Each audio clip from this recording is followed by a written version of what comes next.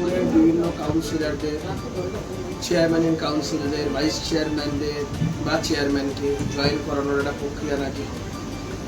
আমি আপনাদের মাধ্যমে স্পষ্টত বলে দিতে চাই, আমি অন্য জায়গার ব্যাপার জানি না, তবে আমার দলের নেতৃত্বের একটা ক্লিয়ার ডাইরেক্টিভ আছে, তৃণমূলের কোনো নেতাকে জয়েন করানো যাবে না।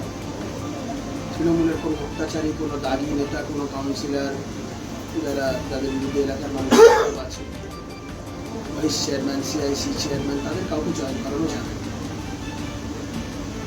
এটা আমার দলের ওভারঅল একটা নির্দেশ তো আছে, এবং আমি আমার ব্যারাকপুরের ক্ষেত্রে বলতে পারি, আমার কর্মী সমর্থকদের অধিকাংশের এটাই মত যে কোনো দাগি তৃণমূলের নেতা, কোনো কাউন্সিলর, কোনো সিআইসি, কোনো ভাইস চেয়ারম্যান, কোনো চেয়ারম্যান কাউকে ভারতীয় জনতা পার্টিতে যোগদান করানো যাবে না। ব্যারাকপুর চেয়ারম্যান, আমি স্পষ্টত আপনাদের বলছি, আমি কর্মীদের ভাবাবেগের জায়গাটাকে সম্মান দিয়ে আমি বলছি যে এই পরিস্থিতিতে আমরাও সিদ্ধান্ত নিয়েছি।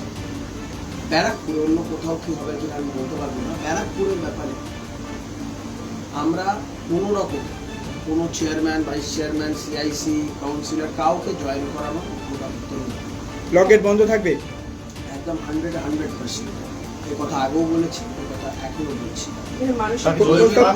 কোন দর্শন থেকে কোন দর্শন বা ভাবনা চিন্তা থেকে? চিন্তা মানে এই মুখগুলো কি এক থেকে যাবে না? যারা তৃণমূলের 15 বছর ধরে অত্যাচার করলো মানুষকে, তাদেরকে জার্সি বলতে তারা এবার বিজেপি হয়ে যায়। আর যারা কাজ করেছে ভারতীয় জনতা পার্টির কর্মী সমর্থকরা যারা দীর্ঘদিন ধরে প্রাণপাত করলেন, বলিদান দিলেন, বলিদান দিলেন, আত্মত্যাগ করলেন, তারা পেছনে সব বৃথা হয়ে যাবে।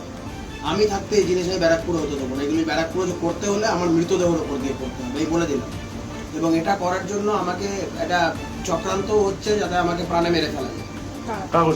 কোনো একটি জায়গা থেকে এই বিষয়গুলো হচ্ছে।